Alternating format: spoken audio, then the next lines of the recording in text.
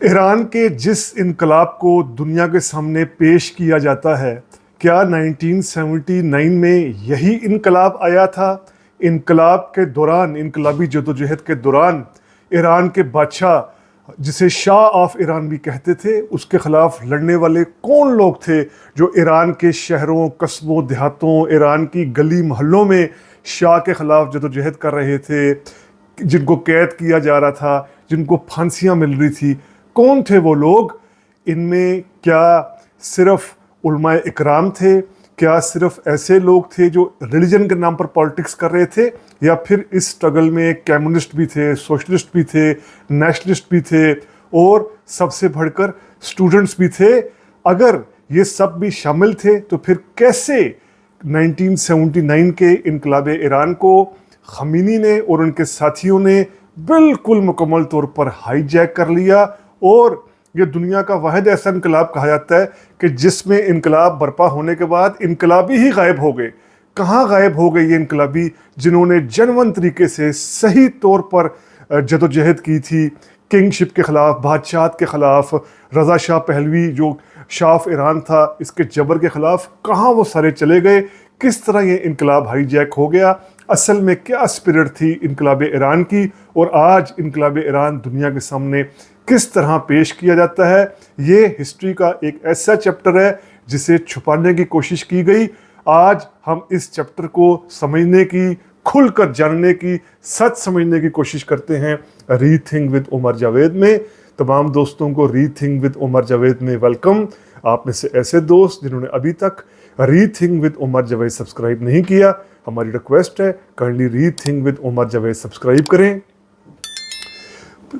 پوری Arab world کی طرح، پورے مڈل ایسٹ، ویسٹ ایشیا کی طرح، ایران کے اندر بھی جو بادشاہت تھی، مونارکی تھی، وہ سپورٹڈ بائی برٹش تھی یا سپورٹڈ بائی امریکہ تھی۔ ایران میں بھی بہت ظالمانہ طریقے کی بادشاہت، مونارکی کو بیک کیا ہوا تھا امریکہ نے، انگلینڈ نے۔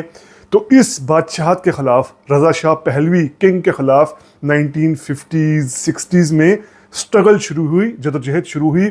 اب یہ جدوجہد کرنے والوں کو ہم تین گروپس میں ہم کہہ سکتے ہیں، ڈیوائڈ کر سکتے ہیں، تین میجر گروپس میں۔ ایک اس میں جو بڑا گروپ سٹرگل کر رہا تھا وہ تھا جو ڈاکٹر مصدق کی پالیسیوں سے انسپائر تھا، جن کو ہم نیشنلسٹ ایرانی بھی کہہ سکتے ہیں، قوم پرست ایرانی بھی کہہ سکتے ہیں۔ ڈاکٹر مصدق ایک سیکولر لیڈر تھے جو ایران کے پرائم منسٹر بنے۔ ان کا قصور یہ تھا کہ انہوں نے 1951 میں ایرانی تیل کی جو لوٹ مار امریکہ اور انگلینڈ کر رہا تھا، اس کو ختم کرنے کی کوشش کی، تو امریکہ نے ان کے خلاف ایک بغاوت کی، ایک سازش کی، کانسپریسی کی، اور ایک مرتبہ پھر تمام پاورز کنگ کو دے دی۔ 1953 میں CIA کی مدد سے یہ سازش کامیاب ہوئی۔ تو ایک یہ گروپ تھا جو نیشنلسٹ تھا اور ڈاکٹر مصدق کو آئیڈلائز کر رہا تھا، یہ بڑا گروپ تھا، شہروں میں سٹرگل کر رہا تھا ایران کی۔ دوسرا گروپ جو ہے یہ لیفٹسٹ گروپ تھا، جس کو ہم کمیونسٹ یا سوشلسٹ گروپ بھی کہہ سکتے ہیں۔ اس کے اندر پھر تین پارٹیز تھی، جیسے بڑی پارٹی تودا پارٹی تھی۔ تودا کا مطلب یعنی عوام، پیپلز، جو 1941 میں بنی تھی، اور یہ کمیونسٹ ریولوشن کی بات کر رہی تھی کہ جو ایران کا تیل ہے یہ مکمل طور پر سٹیٹ کنٹرول ہو، عام بندے کے لیے استعمال کیا جائے، جاگیرداری نظام کا مکمل طور پر خاتمہ ہو۔ پھر اسی کے ساتھ جو لیفٹسٹ گروپ کام کر رہے تھے تودا پارٹی کے ساتھ، ان میں فدائین خلق تھے، یہ مارکسٹ لیننسٹ گوریلا گروپ تھا جو 1971 میں بنا تھا۔ اور پھر ایک مجاہدین خلق تھے، یہ اپنے آپ کو، ان کو یعنی اسلامک مارکسٹ کہا جاتا تھا، یہ بھی شاہ کے بھی خلاف تھے اور یہ کلرکس کے بھی، یعنی علماء اکرام کے بھی خلاف تھے۔ یہ اصل میں مارکسزم کو، سوشلزم کے جو پہلو ہیں ان کو اسلام کے ساتھ ریلیٹ کر کر دیکھتے تھے، یعنی کہتے تھے کہ اسلام کے اندر بھی مساوات کا پیغام ہے، برابری کا پیغام ہے، اور سرمایہ داری اور جاگیرداری نظام کے خلاف جو ہے وہ سب کچھ موجود ہے۔ تو ان کو اس لیے کہتے تھے، ایسے یہ مارکسٹ تھے جو اسلامک بھی تھے اور ساتھ مارکسٹ بھی تھے۔ تیسرا جو گروپ کام کر رہا تھا، یعنی ایک یہ نیشنلسٹ گروپ ہو گیا، دوسرا لیفٹسٹ ہو گیا، تیسرا گروپ جو کام کر رہا تھا یہ ایران کے اسٹوڈنٹس تھے، انٹلیکچوئلس تھے۔ یہ بھی بہت بڑے پیمانے پر، خاص طور پر جو تہران کی یونیورسٹیز تھی، تہران کے کالجز تھے، یہاں پر بڑے پیمانے پر اسٹوڈنٹس جو ہیں وہ شاہ کے خلاف احتجاج کر رہے تھے، تحریک چلا رہے تھے۔ تو یہ تین میجر گروپس تھے۔ اب یہاں پر آیت اللہ خمینی ہیں، جن کو 1979 کے انقلاب کا بانی کہا جاتا ہے، وہ کہاں سے آ گئے؟ اصل میں خمینی جلا وطن تھے، یورپ کے مختلف ملکوں میں ایگزائل تھے. یہ اپنی پاپولیرٹی کو ایران میں کیسٹس کے ذریعے، اس زمانے میں کیسٹس ہوتی تھی، آج کے لوگوں کو تو شاید آج کی نسل کو خاص طور پر نہیں پتا ہوگا، ٹیپ ریکارڈر ہوتے تھے ان کے اندر پھر کیسٹس چلتی تھی. تو یہ یورپ سے، فرانس سے خمینی اپنے تقریروں کی، پیغامات کی، لیکچرز کی کیسٹس کے ذریعے ایران بھیجتے تھے اور پھر ایران میں یہ سنی جاتی تھی.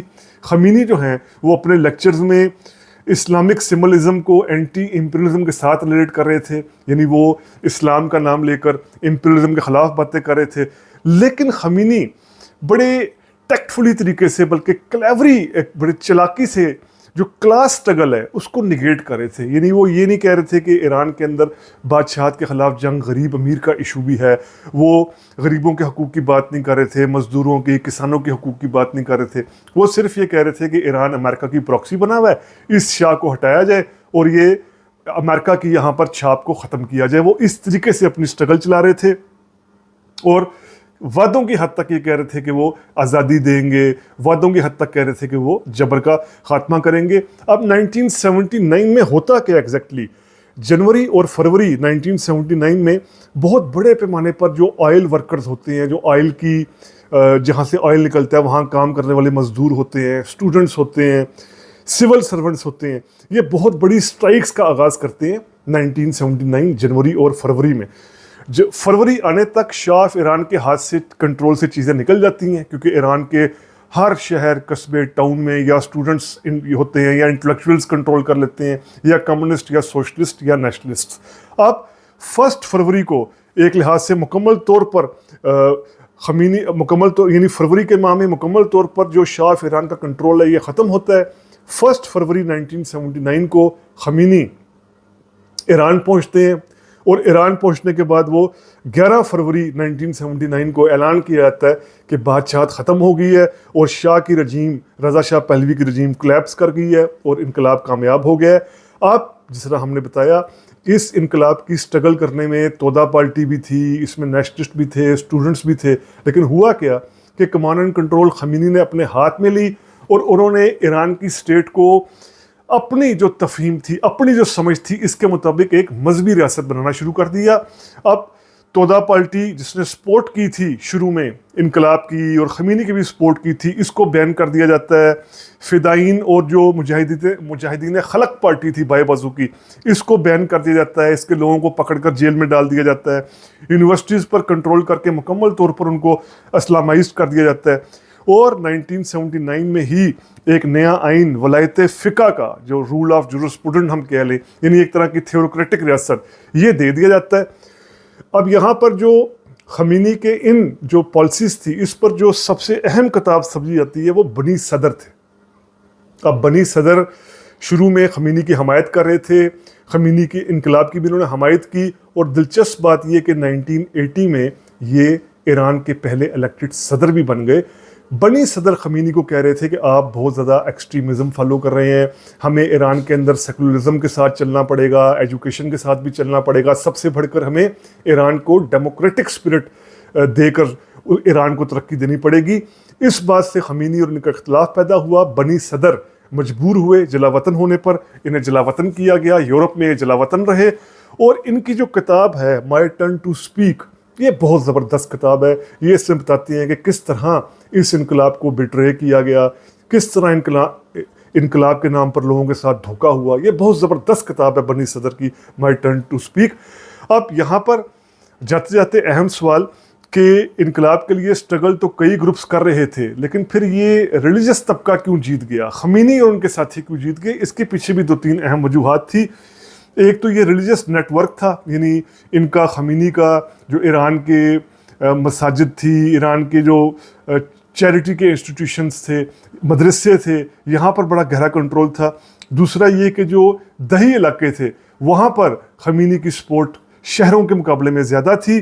اور سب سے بڑھ کر سب سے اہم فیکٹر جو ایران کا تاجر تھا، جسے کہا جاتا ہے کہ ایرانی بازار تاجر بھی خمینی کے حمایتی تھے. خمینی کے حامی تھے، کیونکہ یہ تاجر جانتے تھے، مرچنٹس تھے، جو بزنس مین تھے، یہ جانتے تھے کہ اگر کمیونسٹ پاور میں آ گئے، سوشلسٹ پاور میں آ گئے، یا کچھ ایسے لوگ پاور میں آ گئے کہ جنہوں نے وسائل کو، ریسورسز کو ایکول ڈسٹریبیوٹ کرنے کی بات کر دی، تو ان کے لیے ایشو ہو سکتا ہے۔ اس مرچنٹ کلاس نے بھرپور طریقے سے سپورٹ کیا خمینی کو۔ تو یہ وہ چند وجوہات تھی کہ جن کی بنا پر خمینی کامیاب ہوئے، اور جو سٹرگل کرنے والے جنون وہاں گروپس کام کر رہے تھے وہ ناکام ہوئے۔ تو ہم کہہ سکتے ہیں کہ جن کے خون سے، جن کے آئیڈیاز سے، جن کی سٹرگل سے یہ انقلاب لایا گیا، کہ انقلاب ہوا، ان سب کو ہائی جیک کر لیا گیا، ان سب کو خاموش کر دیا گیا، اور آج دنیا کے سامنے وہ انقلاب ایران پیش کیا جاتا ہے جو صرف خمینی اور ان کی تھاٹ کے تحت آگے چل رہا ہے، جس کو اب علی خامنئی آگے چل رہے ہیں۔ یہ خیر ایران کا ایک بڑا کمپلیکس پولیٹیکل سسٹم ہے جس پر ہم ایک الگ ویلاگ کریں گے۔ تو یہ چونکہ آج کل کافی اس حوالے سے بحث مباحثہ ہو رہا ہے، ڈائلاگ ہو رہا ہے کہ ایران کا پولیٹیکل سسٹم ہے کیا، یہ انقلاب تھا کیا، اس انقلاب نے دیا کیا، اس انقلاب کے اثرات کیا تھے، تو اس حوالے سے ہم نے ری تھنک ود عمر جاوید کے پلیٹ فارم کے ذریعے آپ کے سامنے ویلاگ پیش کیا۔ امید کرتے ہیں آپ کو ویلاگ پسند آیا ہوگا۔ اگر آپ کو پسند آیا ہے تو کائنڈلی سبسکرائب کیجئے ری تھنک ود عمر جاوید۔ شکریہ۔